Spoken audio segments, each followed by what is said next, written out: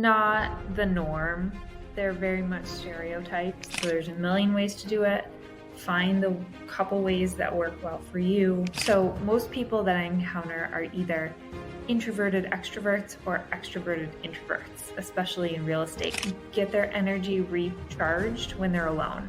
Yeah, for me, and this is very personal and individual, so I would say to start tracking it for yourself.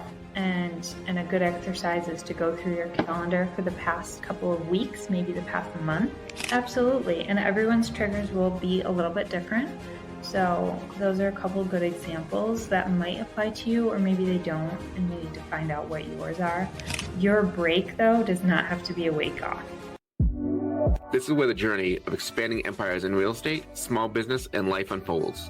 Join me for insightful conversations with industry leaders, uncovering the strategies from overcoming setbacks to celebrating triumphs in business and life. This podcast is your guide through the roller coaster of entrepreneur life. Whether you're navigating the challenges of small business or conquering the world of real estate, here is your empire. Welcome to Empire Expanders. Hey, everybody out there in Empire Expanded World. I am Jason Regan again. Today we have on our podcast Ashley. Ashley is a friend of mine who I've had the pleasure of speaking with on stage before. It was awesome. Ashley is a wonderful agent with Keller Williams. She is the director of growth. And what's most interesting to me is she is the introvert expert and travels speaking about introverts in real estate and the entrepreneurial world. So today we're going to do a deep dive into introverts, extroverts, ambiverts, and what you think they mean, but what that actually really means and what it's all about. So I want to welcome the expert to the stage so I can pepper her with questions about each one of these. Ashley, come on up. Hi. Hey, Thanks Ashley. for having me on the show. Thank you for coming on. It's been so long. Like I said, we got to catch up off the show. I think it's probably been like a year since we had a real conversation. Yeah. I'm going to moving the camera. Time There, I can see you now. I got my camera in the middle of the screen, so I'm looking at the screen instead of above the screen. So, how's things with you today? Things are good. I just got back from a solo overnight trip on the Cape. Oh, just to kind of by yourself, figure yourself out sort of trip. Yeah, exactly. I've yet to take one of those, but every person I talk to, coaches and stuff like that, say that's something you should do every so often. Just be by yourself with a book, with a notepad, and just do it. Definitely. It makes a big difference. Did you have any big realizations while you were down there? Nothing earth-shattering, but it helped to just kind of continue hashing through some stuff. For me, I can think about it as a nice way to break up the day-to-day monotony and get out of the grind and just think about other things. It's all good. So that's good. So you just came back from the Cape. Yeah. Now, we've talked to real estate agents on here before. I'm not going to talk about what's going on in the real estate world right now with this whole lawsuit thing and things like that, because I'm not as interested in that. I'm more interested in introverts and extroverts and ambiverts, because, we think about a classic introvert as somebody hiding in the computer in a basement in an office with their lights on doing a podcast. Wait, that's me right now. But not out talking to people and stuff like that. Somebody who's just, not talking to anybody. They're just in there behind a computer and they're not out there talking. We think about extroverts as these people that are in front of the room all the time and they're always surrounded by people and they always have to be talking to people and stuff like that. And most of us, including me, before you talked to me, didn't know what an ambivert even was. So how misconstrued are those notions of those little boxes we're putting everybody in? They're not the norm. They're very much stereotypes, and they do exist, of course, because there are humans that fit on every end of the spectrum. There are extreme introverts who do really hunker down at home, and there are extreme extroverts who just have to be out and about all the time. Most people are somewhere in the middle. An ambivert, by definition, of someone who's pretty squarely in the middle, whose energy is equal parts charged up by themselves versus with other people. And so most people that I encounter are either introverted extroverts or extroverted introverts, especially in real estate, because we are kind of, by the nature of the job, we are needing to be talking to people on a regular basis. But for those of us who are introverts, we can do that in a different way without burning out. That's the trick. Okay, you said introverted, extroverted, introvert. What help? You broke me. What does that mean? Okay, so let's start with very basic definition. Introverts get their energy recharged when they're alone. That's why I was just on the Cape by myself for a day. Like, I need alone time. I love my boyfriend. I love my cat. And I need alone time to really, truly recharge my energy batteries. Extroverts are the exact opposite. They feel drained when they're alone and they feel energized when they're around other people.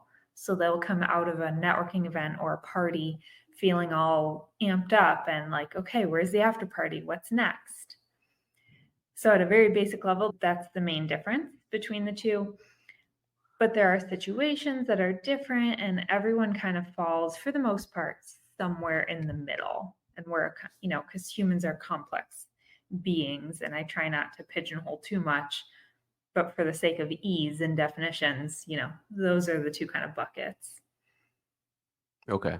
So it's more like a sliding scale than just buckets. It's 100% a sliding scale, yes. Okay. So I could be closer to the middle or closer to the edges. Is this something that changes at points of your life too, or are you just like, boom, always an introvert? I do think it changes. And I don't have a great explanation. I would refer people to the book Quiet by Susan Cain. I know that she talks a lot about raising children who are introverts versus extroverts. And that's not something I have personal experience with. My cat is very much an extrovert, but I know that it does change as you go through different phases of life. To what extent, it varies person to person. I know that I've always been an introvert, but it's taken, like, I've shifted on that scale back and forth a little bit throughout my life. Okay. So someone like yourself, you're an introvert, but you give speeches, you go out, have fun, we've had drinks together and stuff like that. Mm-hmm. How can an introvert stand in front of a room of 50, 100 people and give a speech? Well, the cause, the why has to be big enough.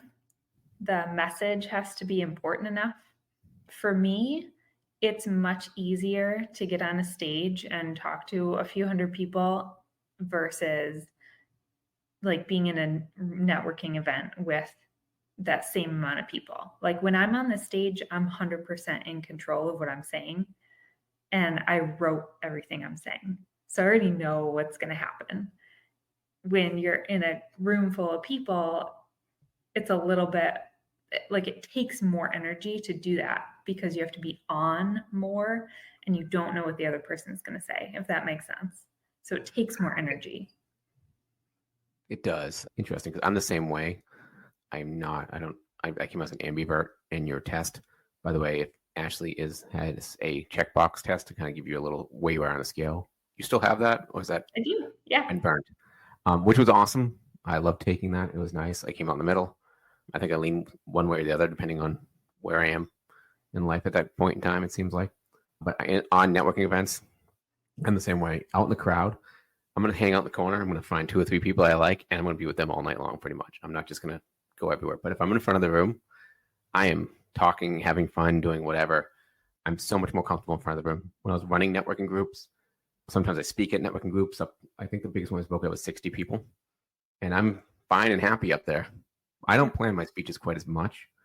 I have bullet points for where I'm going to be, and then I kind of babble because that's kind of my way of doing things. But it's interesting that I've heard it. You've said it before. My friend Nick has said it before. I feel the same way. In front of the room is easier, not harder. Yeah. 100%. In my opinion. And I'm sure there are people out there who would disagree, and that's okay, because it's not about right or wrong. It's about just figuring out what's easier for you so you can choose to put yourself in more of those situations. Yeah, it's where you fit and how you feel in life. And introvert versus extrovert, other things like the rocket fuel test where you're a visionary versus integrator. All those things are how do you find your way through life and what works for you and what do you fit, sort of thing, and what gives you energy versus taking away energy. And you mentioned that earlier. It's not the fact that I can't do it, right? It's not the fact that you can't do things. It's the fact that certain things drain us. We go home and we're like, I need a nap. But that wasn't really exhausting. It wasn't physically exhausting. It wasn't mentally exhausting. But for some odd reason, I'm exhausted. Yeah. So, talking about networking, like what strategies an introvert use to feel more comfortable in a networking event, building professional relationships and stuff like that? What do you use to kind of help yourself in these situations? Because you're a realtor, you have to network. Yeah. I like to get there early, and I like be either in a corner. That sounds so weird, but I will beeline for the corner or the side. I don't want to be in the middle of the room. I don't want people coming up behind me. That makes me nervous. So I'd rather have my back to the wall and be more in control and have a full view of the room. And then I just I don't worry about talking to every single person. I focus on if I can make anywhere between 1 and 5 good connections at that event, that's a win. And then I can follow up with those people later on and build the relationships. But I'm not trying to talk to all 100 people. It's never going to happen. And trying to do it is going to burn me out and not be a good use of my energy. I'd rather go deeper with fewer people. Yeah.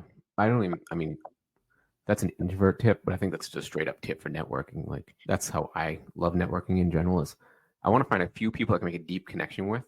And for you out there listening, everyone that's going to network events, listen to what you just said, because that works for everyone. Find deep connections at networking events, people that you connect with, people that you like, people that you want to work with, and talk to them more. Don't just throw business cards at people and run away. Don't just spew business cards everywhere.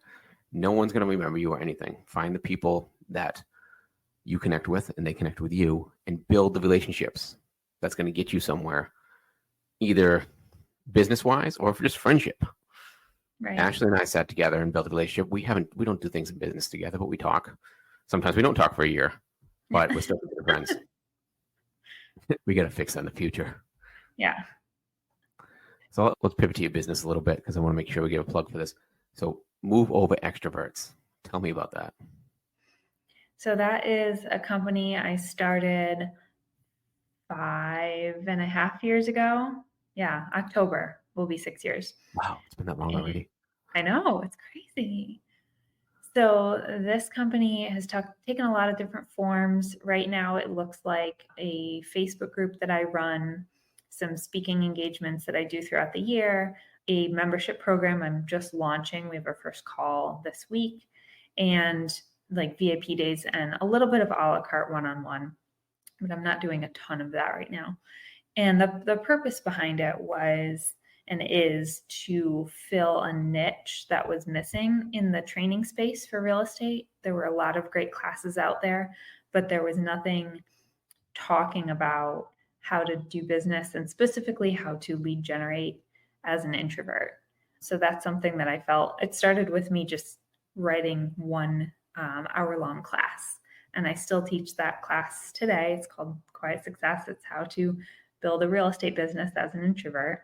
And it's just an hour, so it's pretty high level, but we do go pretty granular and talk about the whole energy management piece and time management and then your lead gen and how you're finding business. So that's sort of the core of it, is just resources for other people like me and like you who maybe aren't the cold callers and were burning themselves out and didn't know why. And it's because we just have to be a little more strategic with the calendar and maybe plan a nap every once in a while. Yeah, cold calling always killed me. I did it. I needed to, so I pushed myself through it. But all my lead generation is through relationship building in most of my businesses I've ever built, because I gain energy through building good relationships, and if that becomes clients, then that's even better. So that's what I always did. But same. Yeah. So, and that I always, it's interesting because I always thought that was an extrovert type of thing because I'm talking about people, but I'm talking to people I'm comfortable with. So is that different then? I do think it's different. It's a very different energy that you're expending when you're talking to someone you know or somebody who you're meeting in a comfortable setting versus you're trying to talk to a stranger on the phone who may or may not curse you out and hang up on you. Like that's a very different circumstance. And some people, I have some introverts in my ecosystem who are great cold callers Hmm. and they love it because there's no pressure. There's no relationship to potentially, lose or affect. It's just a numbers game for them. And that works great for them. But my whole, premise and everything I talk about is find whatever works for you. Doesn't really matter what the thing is, as long as you find the one that's aligned for you, because then you'll stick with it and then you'll see results. I like that. Find what's aligned for you because that's going to give you energy. That's not going to drain you. It's not going to feel like a weight because otherwise it will. I've tried so many lead generation strategies in real estate and everything. I've cold called. I've done expireds. I've done Facebook leads. I've done Zillow leads. I don't know if that's even still a thing anymore. Man, I did all kinds of stuff. But what I gravitated to was sphere of influence and then just generic Facebook, not Facebook leads, but building a Facebook presence so people reach out to you. But like you said, some people like cold calling. I'm a relationship based person. If somebody I don't know says no to me, I'm like, what did I do wrong to you? I'm sitting there like, it bothers me, even though I know it shouldn't, right? But some people, like Here's you said, like a cold caller is like, cool, nope, sounds great. Next. right. And I do think it's important to note as well that pretty much any activity involving other people will drain us introverts, even if they're great people, even if they're friends. It's still draining. It's just draining at a slower pace, if that makes sense. So it's where are you going to get the highest return on your investment? Okay, so that's interesting. So it's like a dialer. It's like, maybe let's say gas pedal. So the more you know the person, the less the gas pedal is pushed down in order to involve yourself in that interaction. So less gas is going out of the tank. Yeah, for a lot of us. I love the analogy of your cell phone battery. Like you have your cell phone on all the time, most of us. And when it's plugged into the wall, it's actively charging. That's the same as you being at home by yourself resting. When you unplug it, that's the same as getting in your car and driving somewhere, right? When you're talking to somebody who you like and well, that might be the same as like sending a text message. But then if you're plunked into a networking room that's loud and there's 100 strangers there, well, that's the same as like recording a video on your phone and sending it to somebody or going Facebook Live or something that will just like zap your battery. I like that. It's much better than my gas analogy car and better for the environment too, I think. I've had 5 years to think through this analogy. You're the expert. I'm just a talking head on a podcast. That's all. I bring on the experts. I just talk. For introverts, we're talking a lot about stuff draining you. What would you say for introverts? What are your strengths? Strengths would be relationship building and listening skills. And these are generalities. So just that's my caveat. Introverts tend to get kind of bored easily with small talk. Like small talk is just exhausting. It's the worst. How are you? Great. How are you? Great. What What's do you new? want? Nothing. Okay. Can we just like get to something real that matters in the conversation? As So, you watch your battery go down as they're small talking. right, exactly. So, getting to a deep conversation, introverts are really good at that because we want to be there faster and we want to stay there longer. I like that. How does that help you with your clients and stuff like that? The ability to get into deep conversations and active listening and stuff like that. Because you can get to the core of their motivation. I mean, we're talking real estate. We're not out here selling pens and lipstick. Like, We have to get to the core of what our customer really truly needs and wants, even if it's a couple layers underneath what they say that they need and want.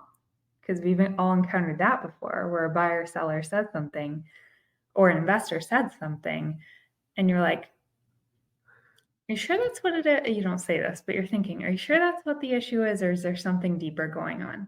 And so we're good at getting to that deeper level faster so we can help them better. And sometimes maybe the help is, this is not the right time for you to be moving based on what your actual goals are. Yeah. You have to find the pain if the pain's not really there, too. Well, sometimes the pain is worse than what they let on. The Sometimes I pain need or to sell. And you dig, and they're like, I'm going through foreclosure. And you're like, oh, you need to sell like now. Yeah. That's good, because there's a lot of us that might be out there and be like, oh, you need to sell? Cool. Here's a paper, let's sell. And you, with the ability to dig and actually listen, rather than just hear maybe like there's something in there that doesn't sound right.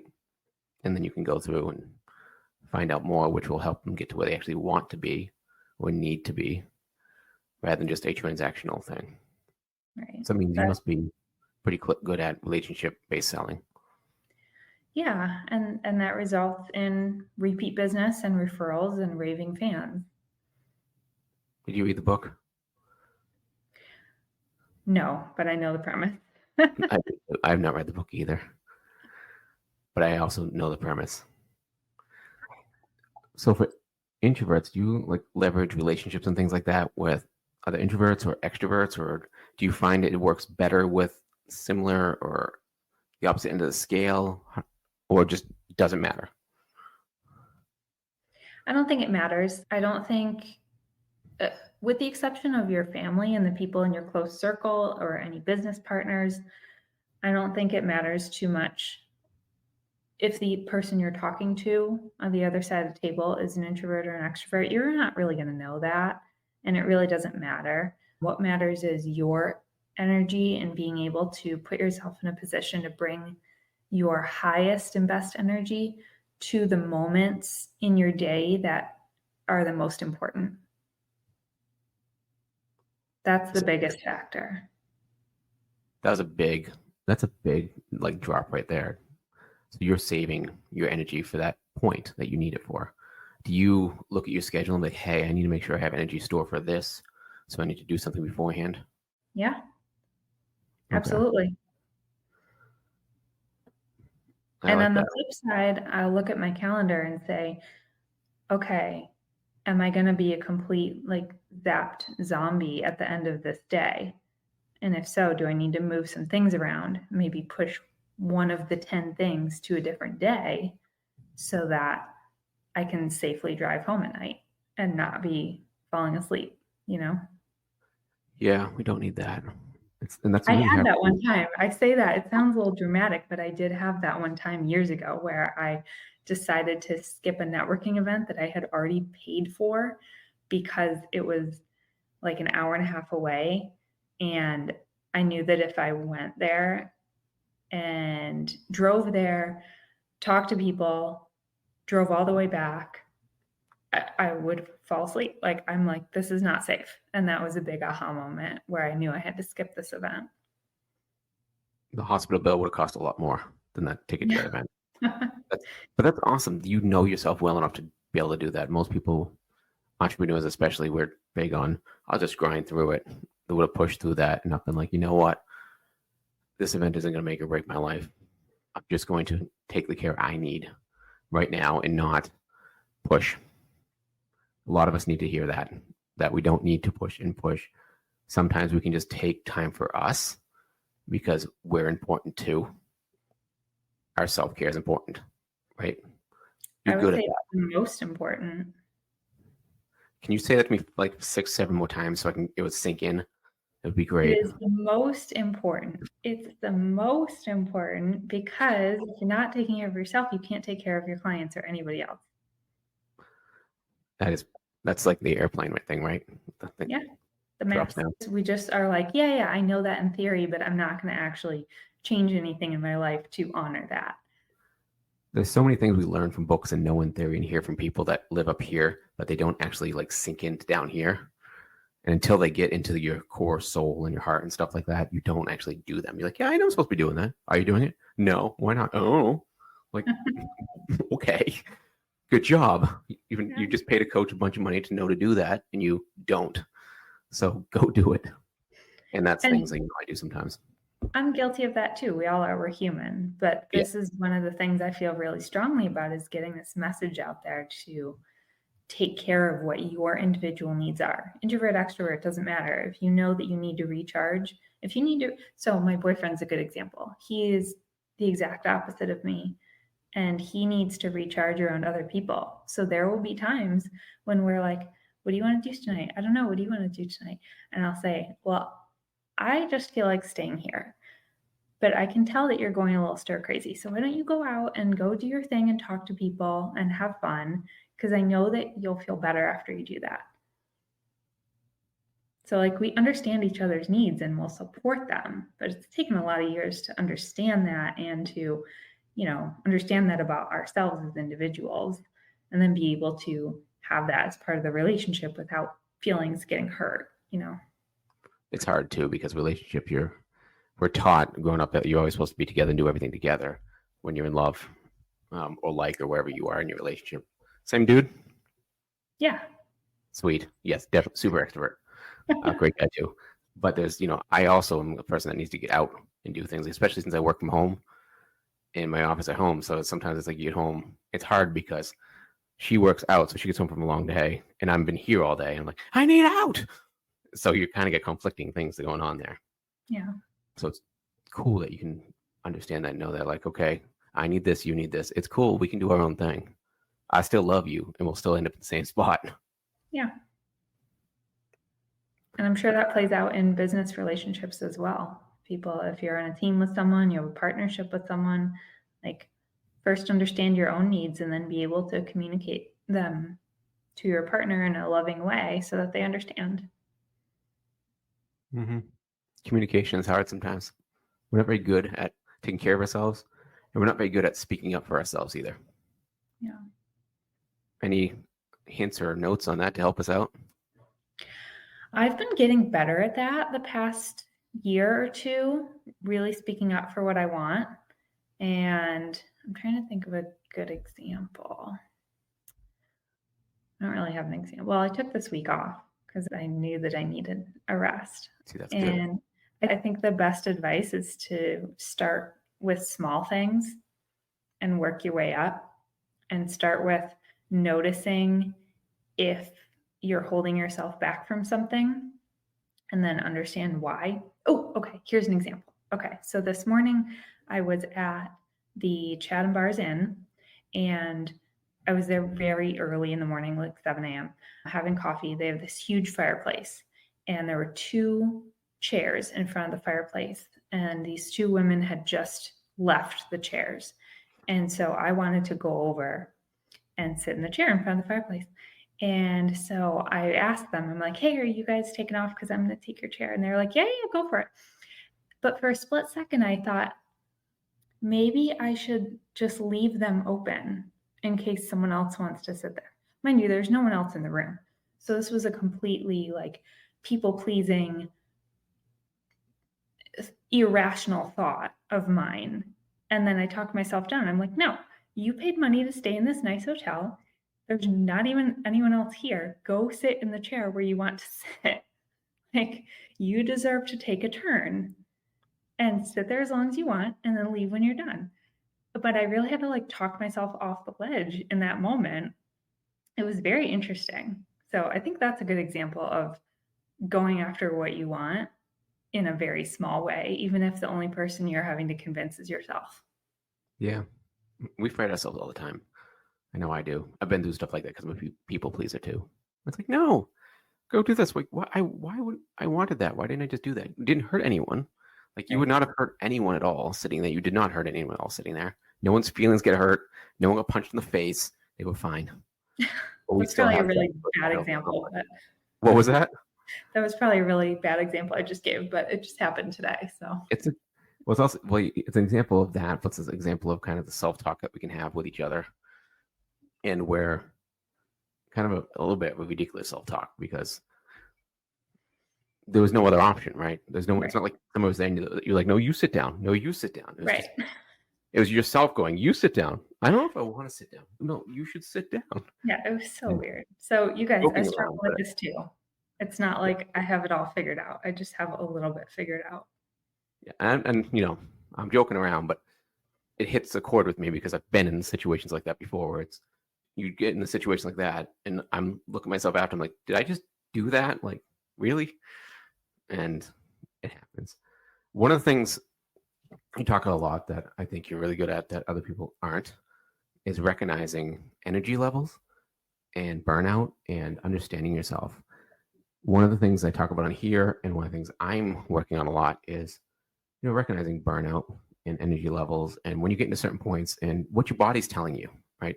Your mind and your body tells you things. So you're going to talk about energy levels in a second, but for example, for myself with burnout, you get to certain stages where you can't think clearly anymore. You can't concentrate as well anymore because that's your mind telling you, hey, dude, I'm done. Like, go take a break. But we try to push through it. That's one of my symbols, was that saying basically, you've gone too far, dude, and your body's telling you to go take a break. That's way over the edge at that point in time. But what sort of, how do you manage your energy levels and understand kind of where you're at, how it's working, and know when you've gone too far?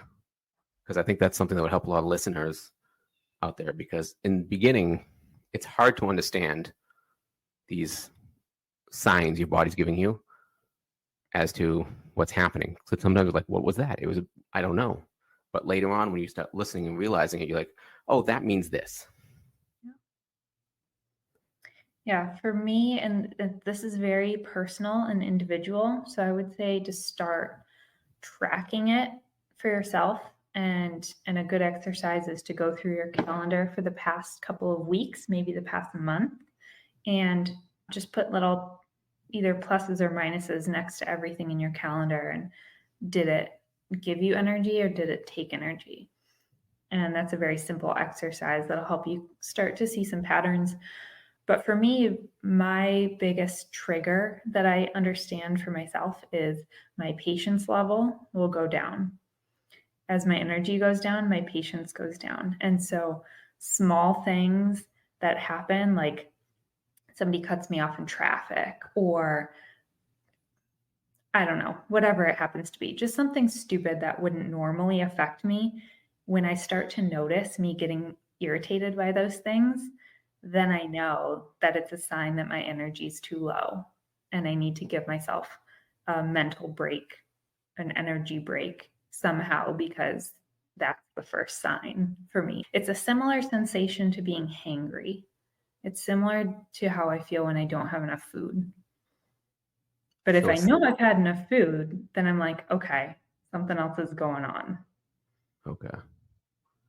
So for you, it's that. For me, it's probably more of, I'm trying to think like the first sign of it because I know like near the end, I basically just get pissy. I'm snippy. I'm easily irritated and I just can't concentrate on anything. But in the beginning with me, I think it's more of a lack of concentration. Mm. It's I can't focus as well as I could focus before on certain things. And that's when I realized something's going on. I'm like, why can't I get this done when I can normally just hone in on this and be like, boom, done.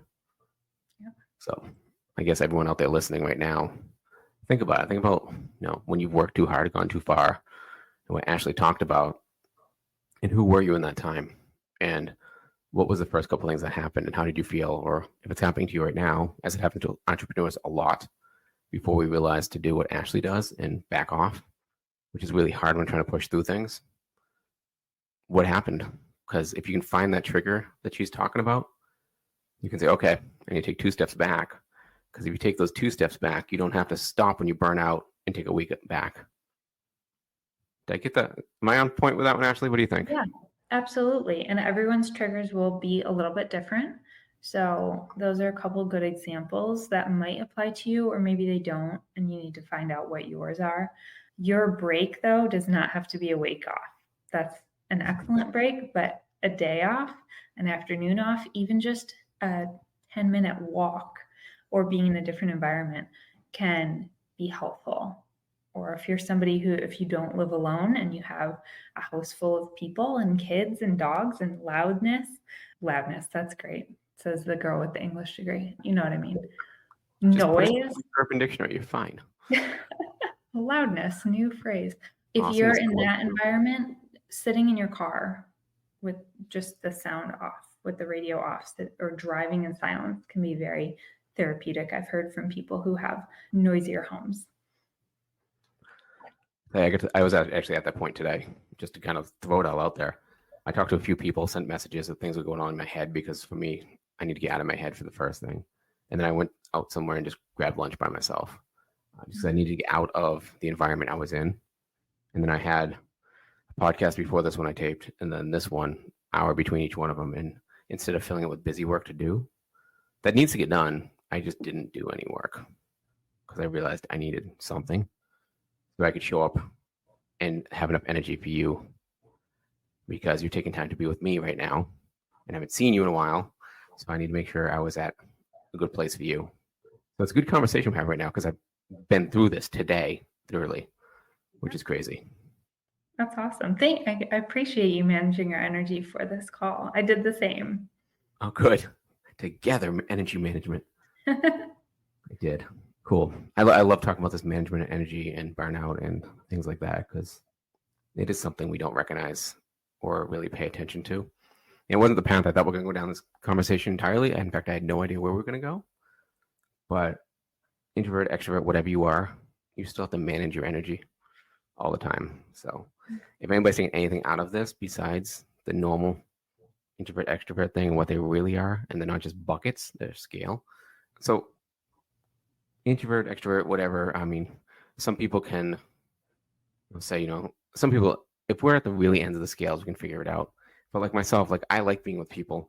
I also get burnt out when I'm with large amounts of people for too long and stuff like that. So I'm kind of flip-floppity and stuff like that. So how do you figure out kind of, am I an introvert, am I an extrovert? I know you have your quiz, but like if I was just saying right here, like now, like how do I try to figure this out? So my best example that does not involve reading a book or taking a quiz is to think about the last time you were at a party, or it could be a networking event too, something where you were with a lot of people and you were there for a couple hours and you had already had a full day. How do you feel at the end of that? You want to go home? Do you want to go hide in the bathroom?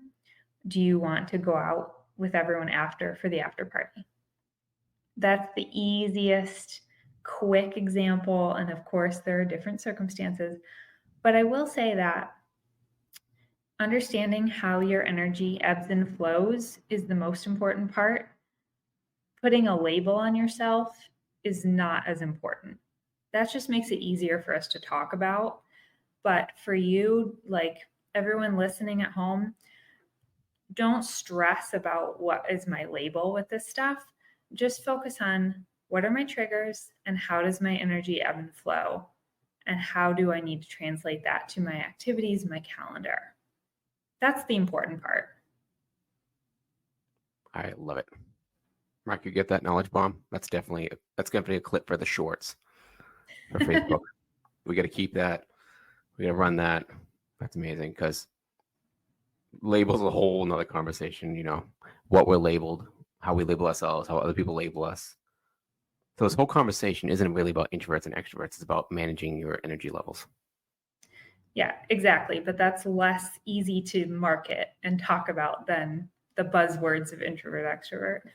True. If you're like, I teach people energy level management, and they'll be like, what are you talking about, lady? Yeah, they would never hire me. So part of it is marketing. And I've learned that actually pretty recently, because the labels are less important than just knowing yourself. Mm-hmm. And that's the lifelong journey, trying to figure out who you are. I mean, I'm still figuring that out now. We all are. As I continue to grow and continue to dig into who I am, who I'm going to be, who I'm growing up to be. I'll be a big boy one day. Mm-hmm.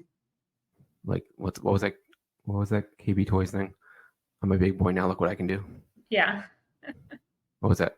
I don't know. Whatever business that is, it's out of business. I think it was pull-ups. pull-ups? I can do one or two, maybe. I think that was All the other pull-ups. Yeah. Okay, those time pull-ups. Well, I've degraded your amazing conversation to ugly pull-ups at this point. Now we're talking That's about what I do. diapers. I'm the comic sidekick. That's what I do. I've never talked about diapers on a podcast before. That's the first. I try to make sure this experience is the first for everyone that's on here.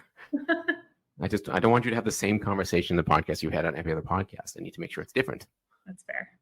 So now you can go on the next podcast and be like, sorry, Empire Expanders podcast was more interesting because we talked about diapers. And I'm like, what are you talking about, lady? All right. I've taken a lot of your time up, and I have to go beat up black belt candidates soon. So I have to get going. So kind of wrap this up. Yeah, I'm so happy to have you on. I loved how you talk about energy levels. If anybody is listening and wants to comment, and if Ashley's available again, I will gladly dig deeper into this energy level because I can talk about it longer and dig deeper, and she can too, because I love talking about that. But to sum it up, it's not about introverts and extroverts. It's about managing your energy levels and knowing yourself to know when you're losing energy and what's making you lose energy and gain energy. Ashley, am I correct in that one? And can you add to it? That is spot on. Know yourself first. And then the next level is knowing the people closest to you and how their energy ebbs and flows. Next level. Oh, geez. Too far. All right. So before I ask how to find you, we usually ask, what... I'm going to augment this question, but let's just ask the question the way it is. New or struggling entrepreneur or real estate agent or investor, what is the biggest tip you would give them? To build your business in a way that feels aligned and is also working versus trying to fit yourself into a box and build a business based on what you see other people doing. So there's a million ways to do it. Find the couple ways that work well for you, that are in alignment, and don't worry about the rest of it. I love that. Everyone heard that? I've told you before. Rewind it, listen to it again a few times. There's a few parts of this podcast where Ashley's speaking. You should probably listen to a few times and just kind of internalize it because it was amazing. Thank you, Ashley. Where can everyone find you if they want to find you? Thank you. They can find me on my website, moveoverextroverts.com, and the Facebook group, Introverts in Real Estate. I'm in that group. I know. It's a pretty good one. Yes, it is. I need to spend more time talking in there, but I'm in there.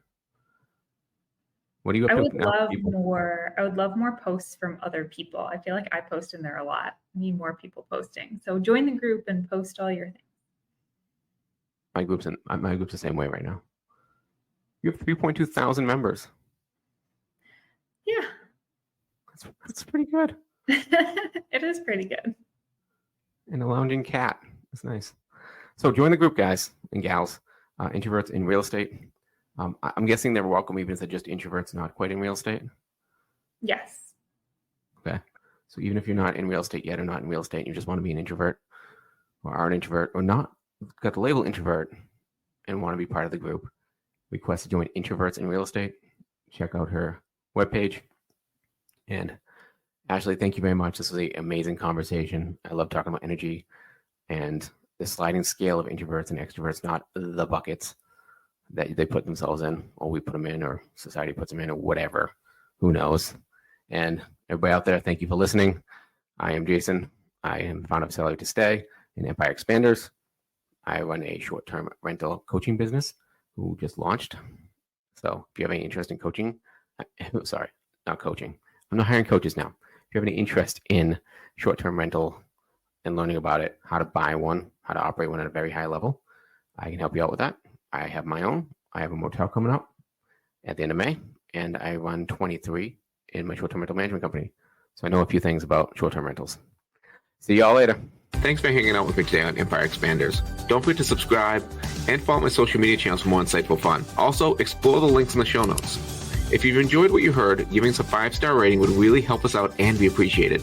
Stay tuned for more on Empire Expanders.